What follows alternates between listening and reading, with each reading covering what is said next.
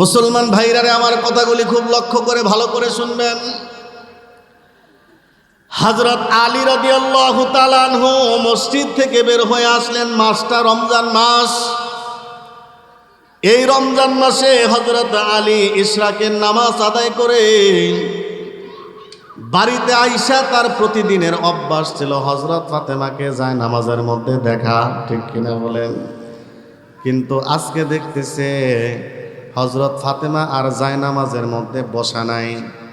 কেন বসা নাই?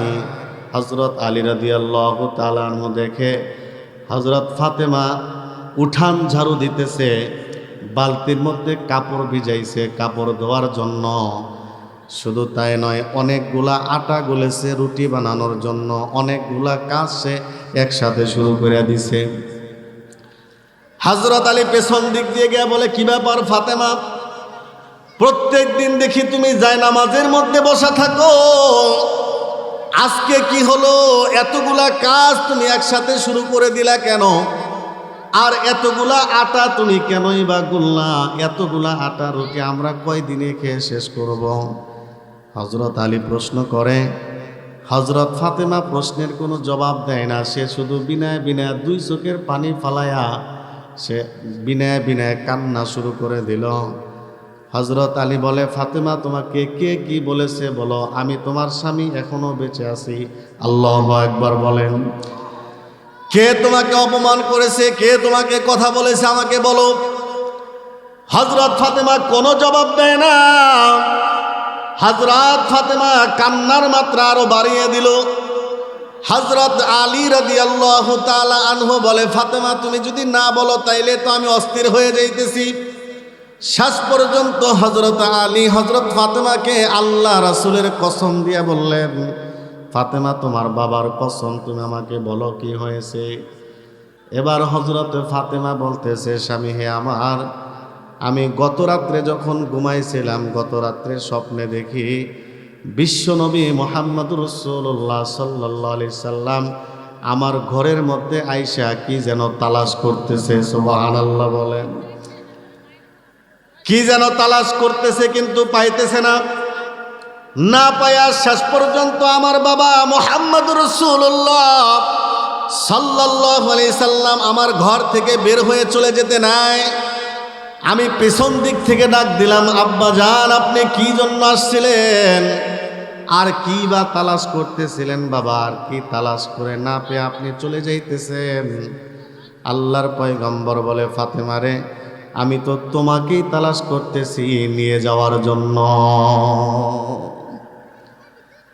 নিয়ে যাওয়ার জন্য মানে কি এ কথা? সুবহানাল্লাহ। ইফতার করবা আমি নবীর সাথে। এই কথা যখন বলছে হযরত ফাতেমার কান্নার মাত্রা আরো বেড়ে গেছে। এতক্ষণ পর্যন্ত হযরত আলী কিচ্ছু বলতেছিল না। এই কথা শোনার পরে সেও কান্না শুরু করে দিল। লম্বা ঘটনা সংক্ষিপ্ত করে বলতেছি, হযরত ফাতেমার জ্বর আস্তে আস্তে দুপুরের পরে বাড়তে থাকলো। বিকাল গড়িয়ে সন্ধ্যা হয়, হযরত ফাতেমার জ্বর আরো বাড়তে থাকে। দুপুরের পর হযরত ফাতেমা বিছানায় শুয়ে পড়ল। সে আর দাঁড়িয়ে বসে থাকতে পারল না। মুসলমান ভাইরা রে আমার, শেষ পর্যন্ত হযরত ফাতেমা হযরত আলীকে ডাক দিছে, স্বামী হে আমার, আপনি একটু আমার বিছানার পাশে এসে একটু বসেন, আপনার সাথে আমার কিছু কথা আছে। মৃত্যুর আগে যদি কোনো কিছু কোনো মুর্দা বলে যায় তাহলে সেটাকে বলা হয় ওসিয়ত। কি বলা হয়? ওসিয়ত। কিন্তু পরিবারের লোকদের পালন করতে হয় যদি সম্ভব হয়। হযরত ফাতেমা বলে, স্বামী হে আমার, 3টা ওসিয়ত আমি আপনাকে করে যাব, আপনার যদি সম্ভব হয় তাহলে ওসিয়তগুলা পূরণ করবেন। হযরত ফাতেমার মাথার পাশে হযরত আলী বিছানায় গিয়ে বসলেন। এমন সময় কলিজার টুকরা 2টা সন্তান হাসাইন আর হুসাইন রাদিয়াল্লাহু তাআলা আনহুমা দুজনেই ঘরের মধ্যে ঢুকছে। ঢুকে দেখে মাও কাঁদে, বাবাও কাঁদে। কি ব্যাপার মা, বাবা আপনারা কাঁদেন কেন? হযরত ফাতেমার একটা অভ্যাস ছিল, কোনো কাজের সময় যদি ছেলেরা আইসা বিরক্ত করত তাইলে এই 2জন ছেলেকে নবীজি রওজা পাকের কাছে পাঠায় দিত। নবীজি রওজা পাকের কাছে গিয়া বলতো, নবীজি রওজা পাকের কাছে পাঠাই দিত আর বলতো, তোমার নানার কাছে তোমরা গিয়ে গল্প করো, কথা বলো। আল্লাহর পয়গম্বর রওজা পাশের দাঁড়ায়া হযরত হাসান আর হুসাইন কথা বলতো, আর রওজা পাক থেকে আল্লাহ রাসূল সেই কথার উত্তর দিত। সুবহানাল্লাহ বলেন। আল্লাহ পাক রব্বুল আলামিন আমাদেরকে এ দুনিয়ার জমিনে পাঠিয়েছেন অত্যন্ত দয়া করে, মায়া করে, মহব্বত করে। কথা ঠিক না বেঠিক? আমার সাথে একটু কথা বলবেন, তাইলে আমার ওয়াজটা একটু সুবিধা হবে। এতদিন তো শুধু ওয়াজ শুনছেন, আজকে আপনাকে দিয়ে ওয়াজ করামু। ওয়াজ করবেন আমার সাথে সাথে। আমি খামাখা একা একা চিল্লাই গাইমে যামুগা, আপনারা চাদর মরদা বসে থাকবেন, তা তো হবে না। চাইলে আল্লাহ রব্বুল আলামিন আমাদেরকে অত্যন্ত দয়া করে, মায়া করে, মহব্বত করে এই দুনিয়াতে পাঠাইছেন। কথা ঠিক না বেঠিক বলেন? বড় ভালোবাসা, বড় দয়া, বড় মায়া।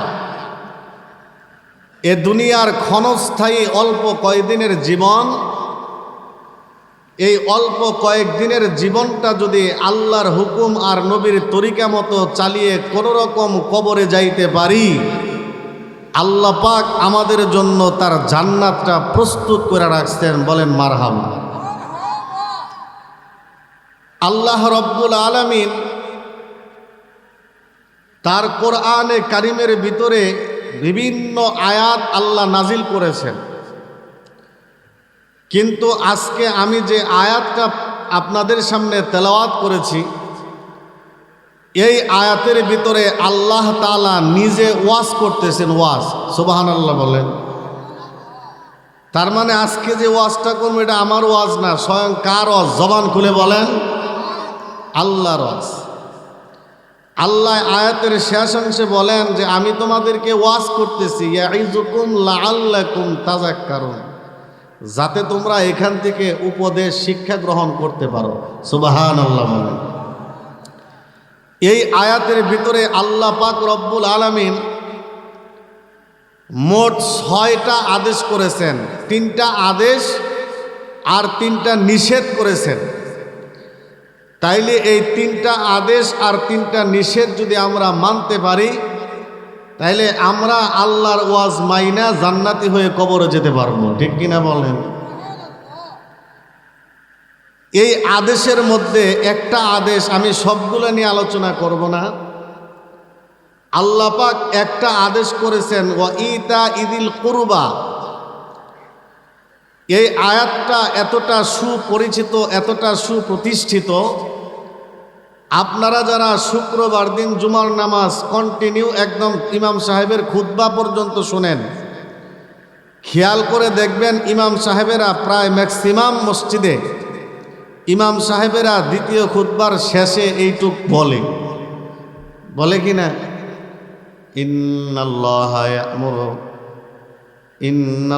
ইয়া'মুরু বিল ফাহশাই ওয়াল মুনকার, ইন্নাল্লাহা ইয়া'মুরু বিল আদলি ওয়াল ইহসান ওয়া ইতা'i যিল কুরবা ওয়া ইয়ানহা আনিল ফাহশাই ওয়াল মুনকারি ওয়াল বাগি ইয়া'iযুকুম লাআল্লাকুম তাযাক্কারুন। যখন এই পর্যন্ত পড়ে তখন মুসল্লিরা একটু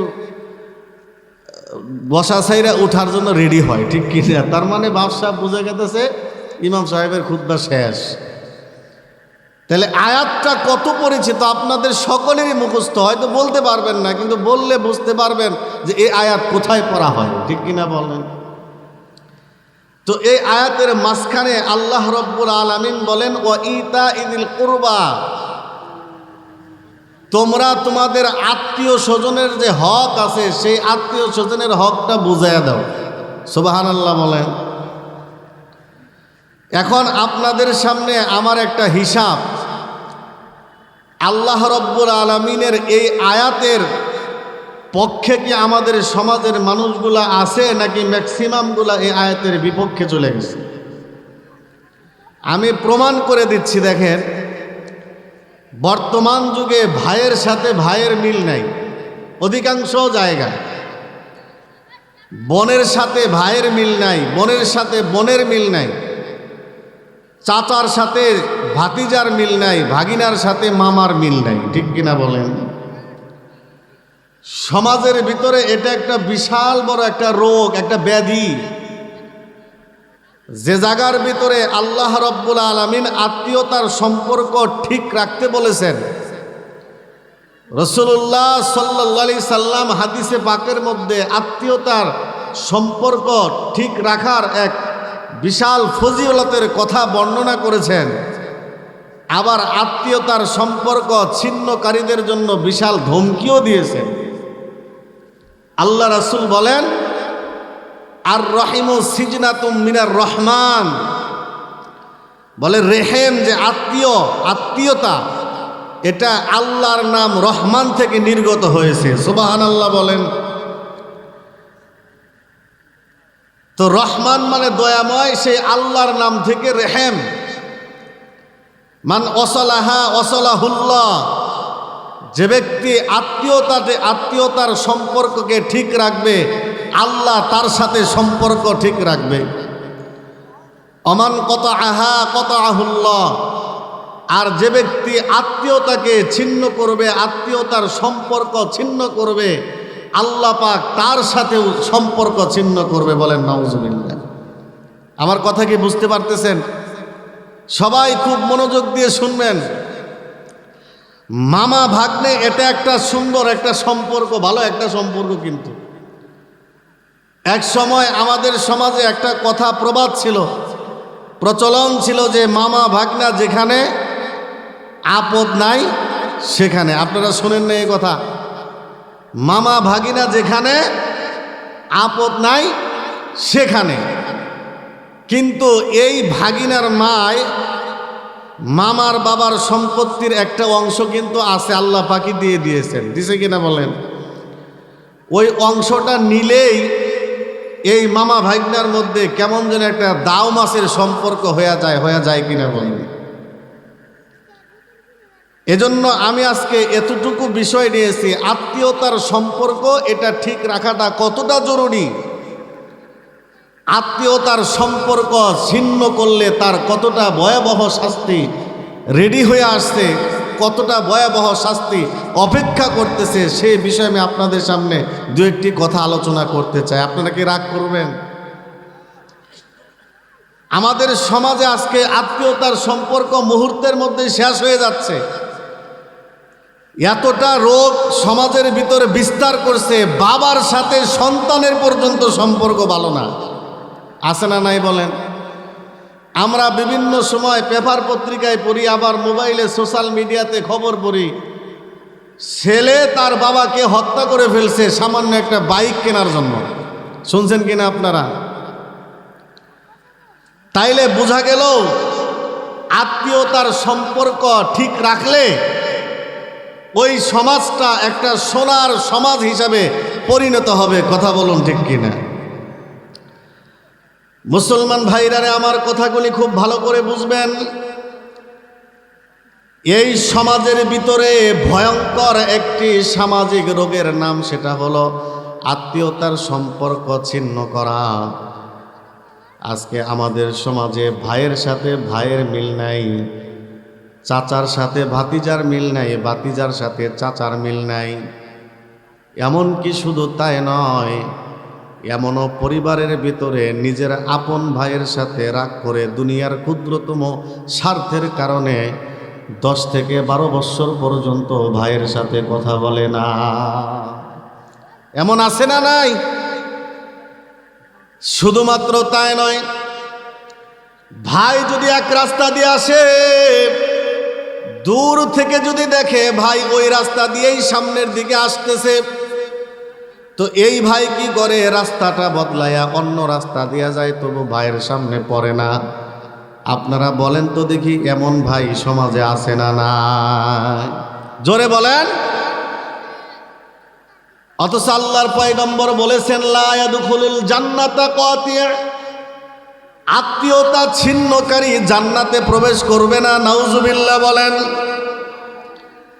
আত্মীয়তার সম্পর্ক যে ছিন্ন করলো, তার মতো নিকৃষ্ট লোক আর দুনিয়ায় কেউ নাই। আমাদের সমাজের ভিতরে চাচার কথা বলা হয়েছে। আল্লাহ রাসূল বলেছেন আল আম্মু কাল আবি, চাচা হলো বাবার মতো। চাচা কার মতো বলেন? বাবার মতো। অথচ সমাজটা এমন হয়ে গেছে, ভাতিজার কাছে তার দুনিয়ার মধ্যে সবচাইতে বড় ভিলেন হলো তার আপন চাচা। ঠিক না? হজ করে আসছে হাজী সাহেব, সামান্য আধা হাত জায়গা ছাইরা দিলে ভাতিজা ওই রাস্তা দিয়ে আসতে পারে। এই আধা হাত জায়গা পর্যন্ত ছাড়ে না, ভাতিজাকে আসতে দেয় না, ওয়াল করে রাখে, রাস্তা বন্ধ করে রাখে। এমন চাচা আমাদের সমাজে আছে না নাই বলে? এই আম গাছের ডালটা একটু কেটে দিলে ভাতিজার আসতে সুবিধা হয়, এই খেজুর গাছটা একটু কেটে দিলে ভাতিজা চলাফেরা করতে তার একটু আরাম হয়। কিন্তু চাচার দিলের ভিতরে এতটা হিংসা আর এতটা তাকাব্বুরি, বলে ভাতিজাকে কষ্ট দেওয়ার জন্য সে আম গাছের ডালটাও কাটে না, খেজুর গাছটাও কাটে না। এমন চাচা আমাদের সমাজে আছে না নাই বলেন? মুসলমান বাবাজিরা আমার, খুব লক্ষ্য করে শুনবেন, দেখবেন আমাদের সমাজে ভাইয়ে ভাইয়ে এমন সময় এত সুন্দর একটা সম্পর্ক ছিল, যখন 10-12 বছর 15-16 বছর বয়স ভাইদের হয়, ভাইয়ে ভাইয়ে মারামারি কিলাকিলি পর্যন্ত হয়ে যায়, 2 থেকে 3 দিন তারপরে কিন্তু আবার মিলমিশ হয়ে যায় কিনা বলেন? কিন্তু এই বাড়িতে যখনই শ্বশুর বাড়ির থেকে একজন মানুষ আনা হয়, তখন ভাইয়ের মধ্যে এমন কি সম্পর্ক হয়ে যায় বুঝে আসে না। এক ভাইকে দেখলে আরেক ভাই ওই দিকে তাকায় না, আস্তে আস্তে 2 ভাইয়ের মধ্যে সম্পর্ক দূর হতে শুরু করে কিনা বলেন? পর্দার আড়ালের মা বোনদেরকে বলবো, আপনারা খুব ভালো করে মনোযোগ দিয়ে শুনবেন। আজকেই বাড়িতে গিয়ে কালকে সকালবেলায় আপনার চাচি শাশুড়ি দাদি শাশুড়িদেরকে নিয়ে বসবেন আর বলবেন, চাচি বলেন তো দেখি আপনার স্বামী আর আপনার দেবর ভাসুরদের সম্পর্কের কথা তাদের কাছে জিজ্ঞাসা করবেন। দেখবেন এমন একটা সময় ছিল, এক ভাইয়ের কষ্ট আরেক ভাই সহ্য করতে পারতো না। ঠিক কিনা বলেন? যদি কেউ খবর দিছে তোর ছোট ভাইকে মাঠের মধ্যে একজন মারতেছে, বড় ভাই কিন্তু বাড়িতে বসে থাকতে পারতো না, দৌড়ে আসে মাঠের মধ্যে যাইতো ছোট ভাইকে রক্ষা করার জন্য। ঠিক কিনা বলেন? আপনারা মনে হয় আমার কথা বুঝতেছেন না। ছোট ভাইকে রক্ষা করার জন্য বড় ভাই পাগল পারা হয়ে থাকতো। কিন্তু আজকে ছোট ভাইয়ের বিপদের কথা শুনে বড় ভাই ল্যাপের নিচ থেকে ওঠে না, আসে না নাই বলেন? তাহলে আত্মীয়তার সম্পর্ক যদি মা আপনার কারণে 2 ভাইয়ের ভিতরে দূরত্ব সৃষ্টি হয়, এর কারণে কিন্তু আল্লাহর আদালতে আপনার জবাব দিতে হবে কিনা বলেন? মা বোনেরা শুধু তাই নয়, আপনারা আরো লক্ষ্য করবেন, বাবা সন্তানের মধ্যে কোনো মহব্বত নাই, মায়ের সাথে মেয়ের কোনো মহব্বত নাই, ভাইয়ে ভাইয়ে মিল মহব্বত নাই, এমনকি চাচা ভাতিজা মামা ভাগ্নে, আল্লাহ পাক যে আত্মীয়তার বন্ধনকে মজবুত করতে বলেছেন, সামান্য দুনিয়ার কিছু স্বার্থের কারণে সেই সম্পর্কগুলা এরকমভাবে সম্পর্কগুলার ভিতরে একবারে অশান্তির আগুন ধাউ ধাউ করে জ্বলে কিনা বলেন? সামান্য দুনিয়ার কিছু স্বার্থের কারণে। আরে আপনি মুরব্বী মানুষ, কয়দিন পরে চলে যাবেন কবরে, একটু আধা হাত জায়গায় ছেড়ে দিলে যদি পরিবেশটা শান্ত হয়, তো স্বার্থের সমস্যা কি আপনার? নাকি এই জায়গা নিয়ে কবরে যাবেন? রাগ করতেছেন? পর্দার আড়ালের মা বোনদেরকে বলবো, মা বোনেরা, স্বামী স্ত্রীর মধ্যে সম্পর্ক আমাদের সমাজে এখন আর বেশি সুবিধার না। স্বামীর সাথে স্ত্রীর মিল নাই, স্ত্রীর সাথে স্বামীর মিল নাই। স্ত্রী চলে তার খেয়াল খুশি মতো, স্বামীর কথা কোনো স্ত্রী শোনে না। এমন সম্পর্ক কিন্তু সমাজে আছে না নাই বলেন? স্বামী বারবার বলে, কি ব্যাপার তুমি এইভাবে মার্কেটে ঘুরো কেন? আমার এটা ভালো লাগে না। কয়, তোর ভালো না লাগলে কি হবে, আমি এইভাবেই চলবো। আছে না নাই বলেন?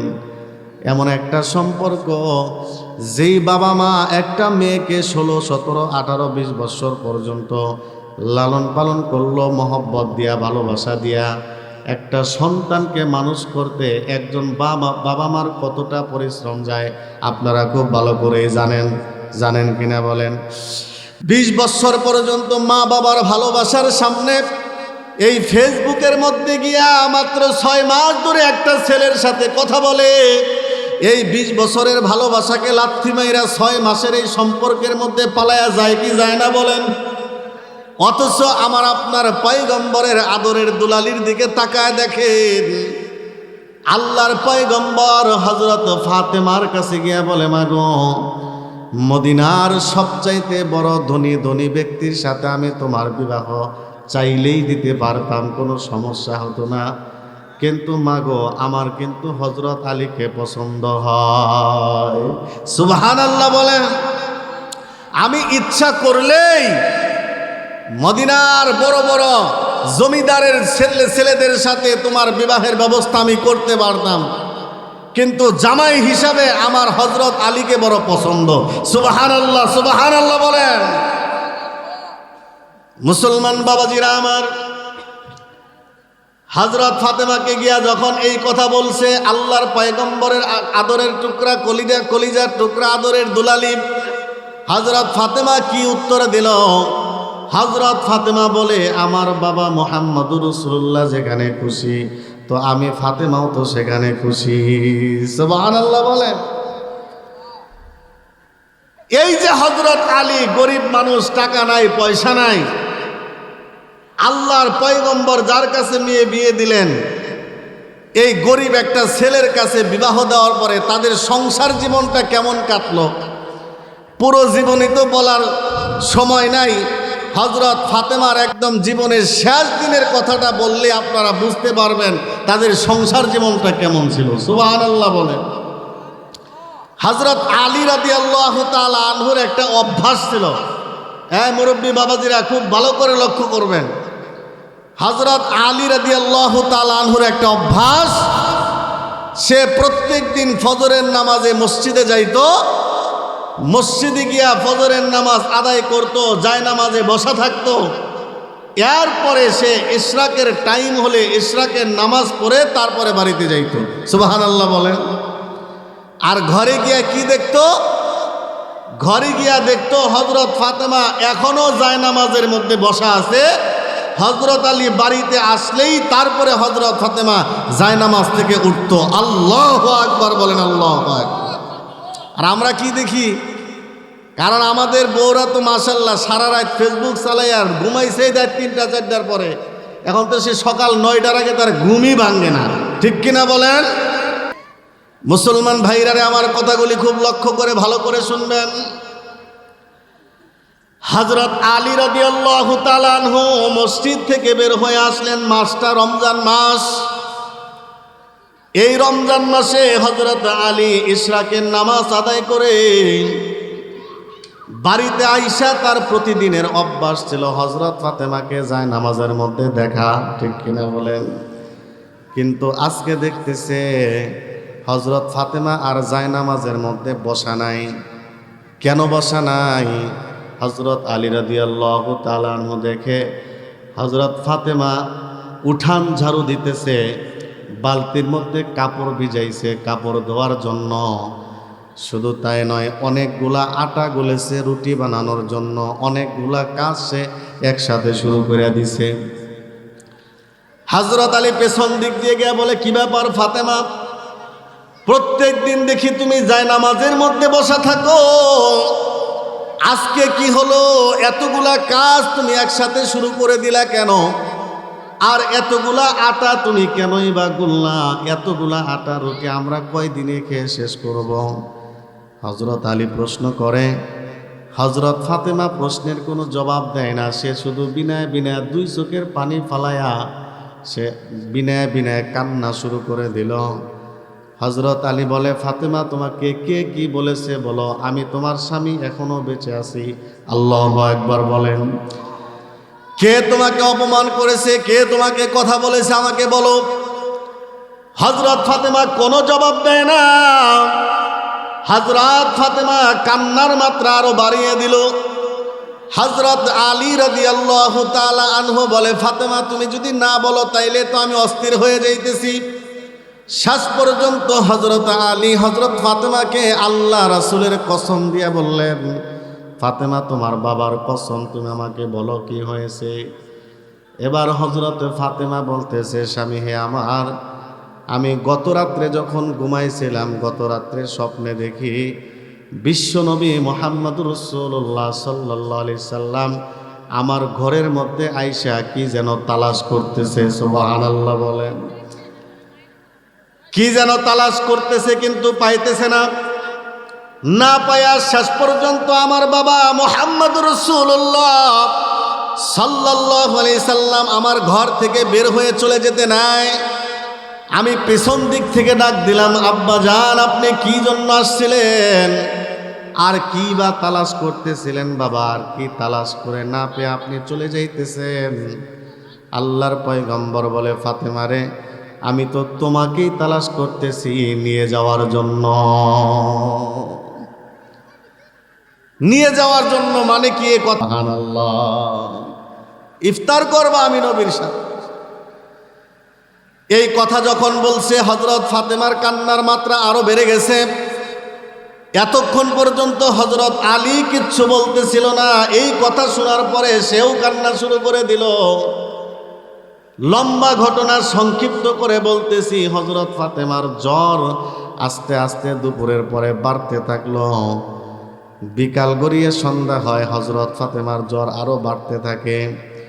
দুপুরের পর হযরত ফাতেমা বিছানায় শুয়ে পড়ল, সে আর দাঁড়িয়ে বসে থাকতে পারল না। মুসলমান ভাইরা রে আমার, শেষ পর্যন্ত হযরত ফাতেমা হযরত আলীকে ডাক দিছে, স্বামী হে আমার, আপনি একটু আমার বিছানার পাশে এসে একটু বসেন, আপনার সাথে আমার কিছু কথা আছে। মৃত্যুর আগে যদি কোনো কিছু কোনো মুর্দা বলে যায় তাহলে সেটাকে বলা হয় ওসিয়ত। কি বলা হয়? ওসিয়ত কিন্তু পরিবারের লোকদের পালন করতে হয় যদি সম্ভব হয়। হযরত ফাতেমা বলে, স্বামী হে আমার, 3টা ওসিয়ত আমি আপনাকে করে যাব, আপনার যদি সম্ভব হয় তাহলে ওসিয়তগুলা পূরণ করবেন।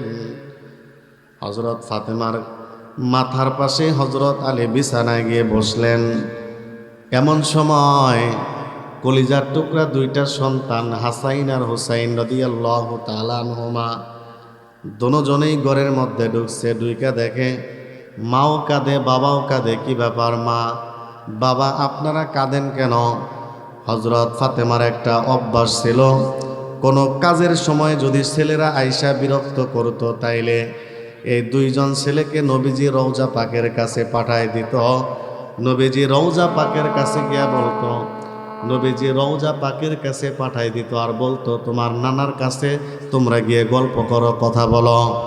আল্লাহর পয়গম্বর রওজা পাশের দাঁড়ায়া হযরত হাসান আর হুসাইন কথা বলতো, আর রওজা পাক থেকে আল্লাহ রাসূল সেই কথার উত্তর দিত। সুবহানাল্লাহ বলেন। মুসলমান মুরব্বী বাবাজিরা, পর্দার আড়ালের মা বোনেরা খুব লক্ষ্য করে শুনবেন। হযরত আলী কাঁদে, হযরত ফাতেমাও কাঁদে। এমন সময় যখন 2টা কলিজার টুকরা সন্তান ঘরের মধ্যে ঢুকছে, হযরত ফাতেমা বলে, বাবারা আমি তোমাদের বাবার সাথে কিছু গুরুত্বপূর্ণ কথা বলতেছি, তোমরা বিরক্ত করো না, তোমরা চলে যাও। যাও তোমরা তোমাদের নানার কবরের পাশে গিয়া কথা বলো। 2 ভাই চলে গেল, বুঝতে পারছে যে মা বাবা কোনো গুরুত্বপূর্ণ কথা বলবে। হযরতে হাসাইন আর হুসাইন রাদিয়াল্লাহু তাআলা আনহুমা যখন রওজা পাকের কাছে গেছে, রওজা পাক থেকে আওয়াজ আসে, নাতি ভাইরা, নানা ভাই তোমরা আজকে কেন আমার কাছে আসছো? তোমরা তো কালকেও আমার কাছে আসতে পারবা। ওই যে মায়ের চেহারাটা জীবনের শেষবারের মতো দেখে নাও, আজকের পর থেকে কিন্তু ওই মায়ের চেহারাটা কিন্তু দেখতে পারবা না। হযরতে হাসাইন আর হুসাইন রাদিয়াল্লাহু তাআলা আনহুমা দৌড়ে আবার ঘরের মধ্যে আসছে। আয়েশা ডাক দিতেছে, মাগো তোমরা না বললে কি হবে, নানা জান আমাদেরকে বলে দিছে জীবনেও আর কোনোদিন তোমার চেহারা মাকেও দেখতে পারবো না, জীবনের শেষ দেখাটা দেখে নিতে বলেছে নানা যান। হযরত ফাতেমা ডাক দিছে, আয় রে বাবারা আয়, আমার বুকে আয়। দুইটা কলিজার টুকরা সন্তানকে বুকের সাথে লাগাইয়া হযরত ফাতেমা হাউমাউ করে কান্না শুরু করে দিছে। একটু পরে হযরত আলীর হাত ধরে বলে, স্বামী হে আমার, 3টা ওসিয়ত আমি আপনাকে করে যাই, যদি সম্ভব হয় পালন করবেন। 1 নম্বর ওসিয়ত হলো, যেদিন থেকে আমি আপনার সংসারে আসছি সেদিন থেকে নিয়ে আজকের দিন পর্যন্ত যদি আপনার সাথে আমি কোনো বেয়াদবি করে থাকি, আপনি যদি আমার ব্যবহারে আপনি কষ্ট পেয়ে থাকেন, তাইলে আজকেই আমাকে শোনায় বলেন আপনি আমাকে মাফ করে দিলেন কিনা। কারণ আপনি যদি মাফ না করেন, হাসরের ময়দানে হাজারো হাজারো লক্ষ লক্ষ কোটি কোটি মানুষের সামনে, সারা হাসরবাসীর সামনে যখন আপনি আমাকে আদালতের কাঠগড়ায় দাঁড় করাবেন, অভিযোগ করবেন, হাসরবাসীকে বলবে, দেখ বিশ্বনবীর কন্যা ফাতেমা স্বামীর সাথে খারাপ আচরণ করছে। আমি চাই না আমার কারণে হাসরের ময়দানে আমার বাবা অপমানিত হোক। সুবহানাল্লাহ বলেন। আমি এটা কোনোদিনই চাই না। অতএব আপনি যদি কষ্ট পেয়েই থাকেন, তাইলে আপনি আমাকে শোনায় বলেন আপনি আমাকে মাফ করে দিলেন কিনা। হযরতে আলী রাদিয়াল্লাহু তাআলা আনহু বলে, ফাতেমা কি বলো, যেদিন থেকে তুমি আমার সংসারে আসছো সেই দিন থেকে 1-2টা বেলা ঠিক মতো পেট ভরে তোমাকে খাবার আমি দিতে পারি নাই। ওরে পর্দার আড়ালের মা বোনেরা, আপনাদের সংসারের অভিযোগের কোনো শেষ নাই। সংসারের ভেতরে আসবাবপত্রের কোনো অভাব নাই, টিভি ফ্রিজের অভাব নাই, শোকেস ভর্তি আসবাবপত্রের অভাব নাই, আলমারি ভর্তি কাপড়ের কিন্তু অভাব নাই। কিন্তু আসল যেই জিনিসটার অভাব সেটা হলো শান্তি। ঠিক কিনা বলেন? শান্তির দরকার ছিল। এই আসবাবপত্র না থাকলেও চলতো, কিন্তু এই যেই সমস্ত উপকরণগুলার সংসারের মধ্যে আমরা গুরুত্বপূর্ণ মনে করি সেগুলো আছে, যেই কারণে শান্তির জন্য, সেই শান্তি কিন্তু আমাদের সংসারের অনেক ফ্যামিলিতেই নাই। কথা ঠিক কিনা বলেন? মুসলমান ভাইরা রে আমার, হযরতে ফাতেমা রাদিয়াল্লাহু তাআলা আনহার ঘরে তেমন কোনো খাবারের ব্যবস্থা ছিল না, ভালো কোনো বিছানারও ব্যবস্থা ছিল না, ভালো কোনো কাপড়ের ব্যবস্থা ছিল না। হযরত আলী বলে, ফাতেমা কি বলো আর না বলো, যেদিন থেকে তুমি আমার সংসারে আসছো সেদিন থেকে নিয়ে 2টা বেলা পেট ভরে তোমাকে আমি খাবার দিতে পারি নাই। ও ফাতেমা, সাবধান সাবধান, হাসরের ময়দানে কিন্তু তুমি আবার আমার নামে কোনো অভিযোগ দাঁড় করে আমাকে আদালতের কাঠগড়ায় যেন দাঁড় করাও না। হযরত ফাতেমা বলে, 2 নম্বরের ওসিয়ত আমার, ও স্বামী, আমি ইন্তেকালের পর আপনি আরেকটা বিয়ে করবেন, কোনো সমস্যা নাই, আপনি আরেকটা ভালো দেখে বিয়ে করবেন। কিন্তু আপনার কাছে যে ওসিয়তটা আমার, সেটা হলো সপ্তাহে যে 6টা দিন, এই 7টা দিনের মধ্যে 6টা দিন আপনি আপনার নতুন বিবি নিয়ে ঘুমাইবেন। সপ্তাহের 6টা দিন আপনি আপনার নতুন বিবি নিয়ে ঘুমাইবেন।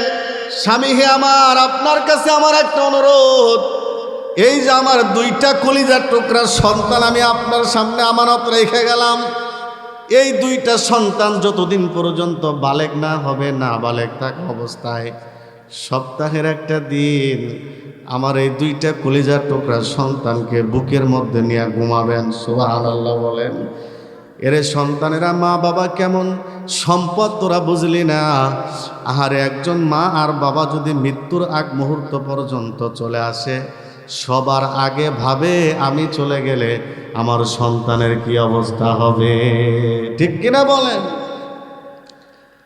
মুসলমান বাবাজিরা আমার, হযরতে ফাতেমা বলে, স্বামী হে আমার, 2 নম্বরে ওসিয়ত, নতুন বিবি নিয়া সপ্তাহের 6টা দিন আপনি নতুন বিবি নিয়া ঘুমাইবেন, কিন্তু একটা মাত্র রাত আমার কলিজার টুকরা হাসাইন আর হুসাইনকে বুকের সাথে নিয়ে ঘুমাইবেন। যতদিন পর্যন্ত বালেগ না হবে ততদিন পর্যন্ত এই কাজটা আপনি করবেন। হযরত ফাতেমা বলে, 3য় নম্বরের আমার ওসিয়ত হলো, আমি তো মারা যাব, এই রাত্রিবেলায় আমার কাফন দাফন আপনি শেষ করে দিবেন, সকাল পর্যন্ত অপেক্ষা করবেন না। হযরত আলী বলে, কেন গো ফাতেমা, তুমি হইলা বিশ্বনবীর কন্যা, তোমার মৃত্যুর খবর আমি আশেপাশে জানাবো। মক্কা মদিনার কত মানুষ তোমার জানাজায় আসবে, কেন জানাইতে নিষেধ করো? আল্লাহর পয়গম্বরের আদরের দুলালি কলিজার টুকরা হযরত ফাতেমা বলে, স্বামী আমার, আমি বাইসা থাকতে মক্কা মদিনার কোনো মানুষ আমার দেহের আকৃতি, আমার দেহের গঠন বলতে পারে না যে বিশ্বনবীর কন্যা ফাতেমা কতটুকু লম্বা, কতটুকু খাটো, কতটুকু মোটা, কতটুকু চিকন, এই অবয়বটা মদিনার মক্কার মানুষ জানে না। অতএব আমি চাই না মৃত্যুর পরে আমার লাশটা দেখেও মক্কা মদিনার মানুষ অনুমান করুক যে হযরত ফাতেমার দেহটা কেমন। এই জন্য রাত্রিবেলায় তোমরা যে কয়জন পারো সেই কয়জনে জানাজা কইরা কাফন দাফন কমপ্লিট করবা। সুবহানাল্লাহ বলবেন না? হযরতে ফাতেমা রাদিয়াল্লাহু তাআলা আনহা বলেন, রাত্রিবেলায় আমার কাফন দাফন কমপ্লিট করে ফেলবা। লম্বা ঘটনা আমি অনেক সংক্ষিপ্ত করে দিচ্ছি। হযরত ফাতেমার লাশ খাটিয়ার উপরে, রাত্রিবেলা হযরত ফাতেমার লাশ খাটের উপরে। একটা খাট ধরতে অন্তত কমসে কম কয়জন মানুষ দরকার বলেন? সবাই জোরে কোন কয়জন? কয়দিন পরেই কিন্তু মার্কা কই এমন কোদন দিবেন সামান্য এক কাপ চার জন্য, ঠিক না বে ঠিক বলেন? তাতে কি এক কাপ চা খাওয়ার লোভে যদি গলা ফাটান আর ওই মার্কা কন, আল্লাহ মনে হয় অনেক সব দিয়ে হালাবো, তাই না? আর ওয়াজ মাহফিলে আইসা সুবহানাল্লাহ আলহামদুলিল্লাহ একবার বললে আল্লাহ পাক জান্নাতের মধ্যে এমন গাছ লাগাই দিবেন যেই গাছের এরিয়া দ্রুতগামী ঘোড়া 500 বছর পর্যন্ত দৌড়াইয়া শেষ করতে পারবেন। ওই যে গাছ একটা বোনা হয়ে গেছে গা, আবার কন গাছ কিন্তু আরেকটা হইছে, কথা ঠিক কিনা বললেন?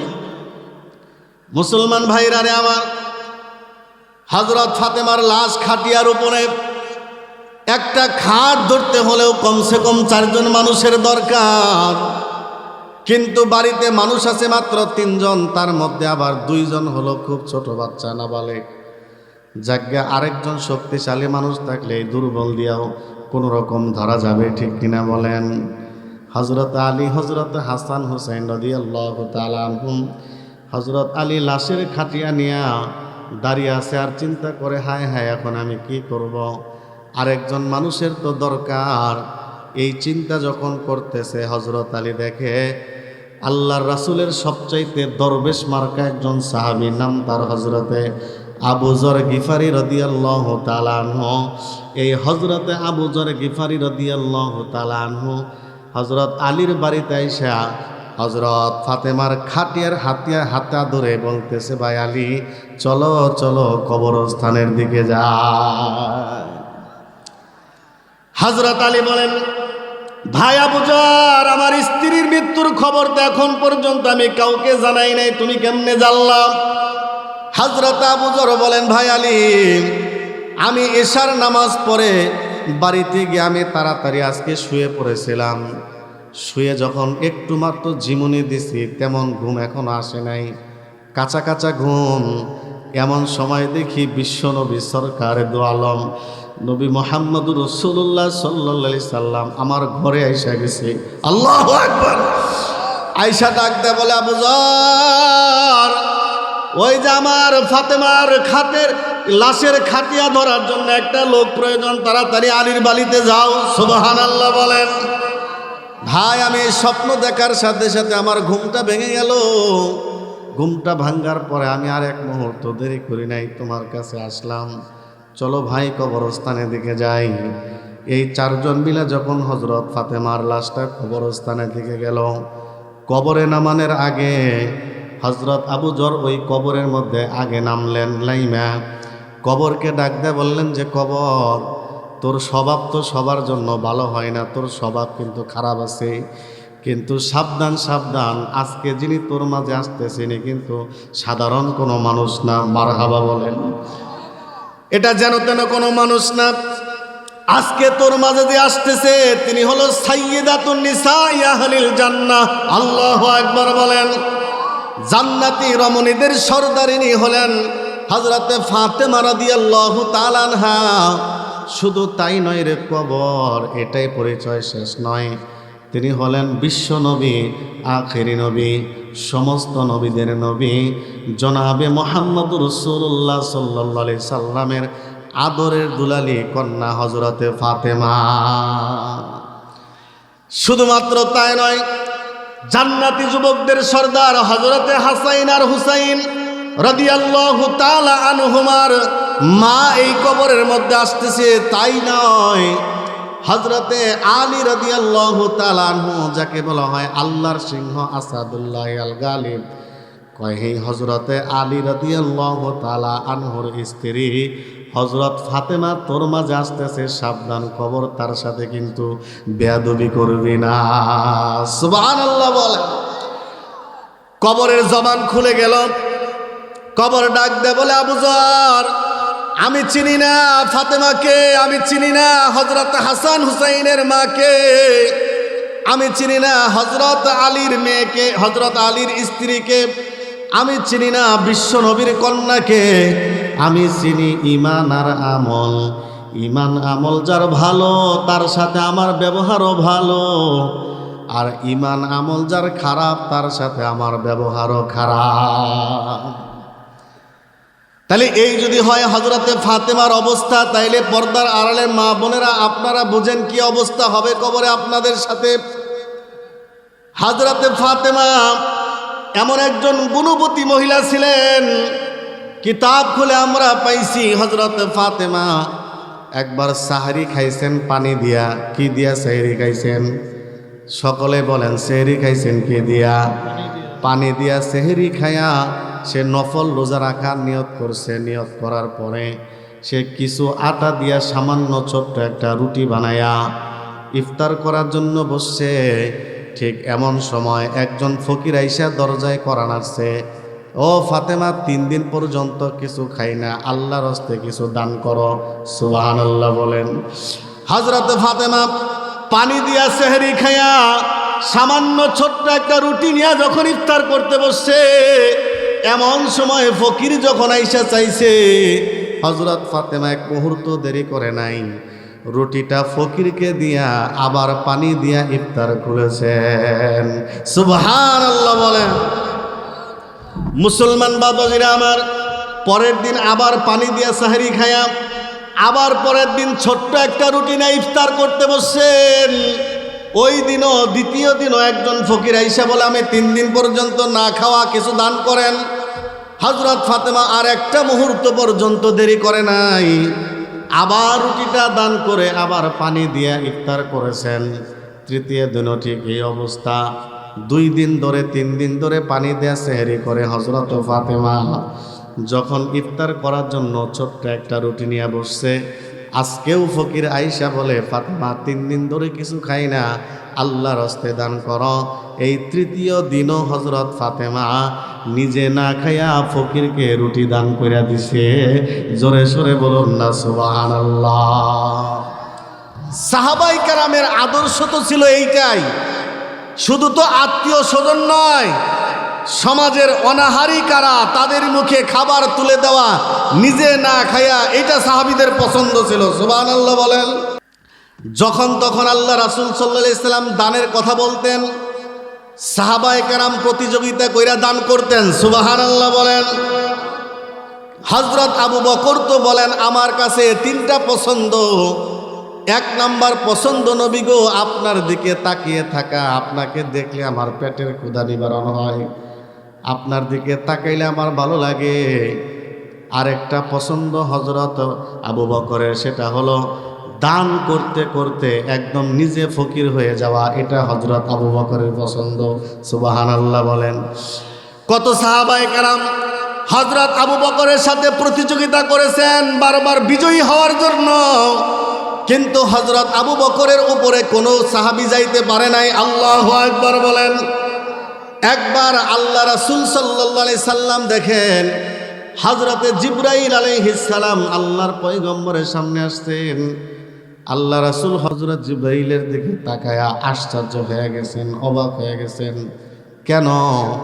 কারণ আল্লাহ রাসূল দেখতেছেন হযরত জিবরাইলের গায়ে যেই পোশাক সেটা হলো চটের পোশাক। আল্লাহু আকবার বলেন। চটের পাগড়ি পরছে হযরতে জিবরাইল। আল্লাহর পয়গম্বর বললেন, কি ব্যাপার ভাই জিবরাইল, তোমার এই অবস্থা কেন? হযরত জিবরাইল আলাইহিস সালাম বলেন, পয়গম্বর আপনি উত্তর নেওয়ার আগে আবু বকরকে ডাক দেন।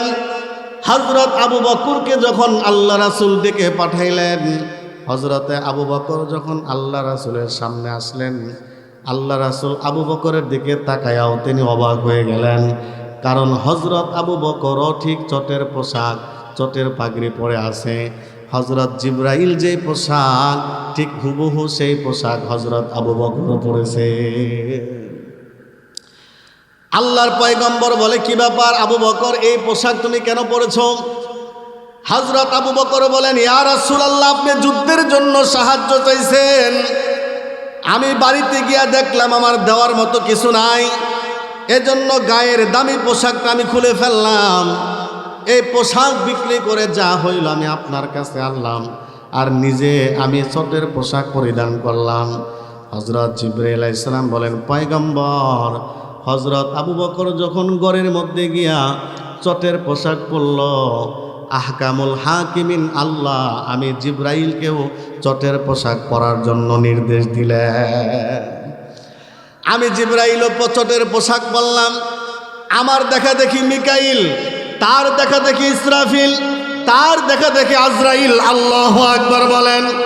ইয়া রাসূলুল্লাহ, আমাদের চার বড় ফেরেশতাদের চটের পোশাক দেখা আসমানের সমস্ত ফেরেশতা আজকে চটের পোশাক পরে আনন্দ উল্লাস করতেছে। সুবহানাল্লাহ, সুবহানাল্লাহ বলেন। ইয়া রাসূলুল্লাহ, আবু বকরের এই চটের পোশাক আল্লাহ এতটা পছন্দ করছে, আল্লাহর সমস্ত ফেরেশতারা আজকে চটের পোশাক পরে আনন্দ উল্লাস করতেছে।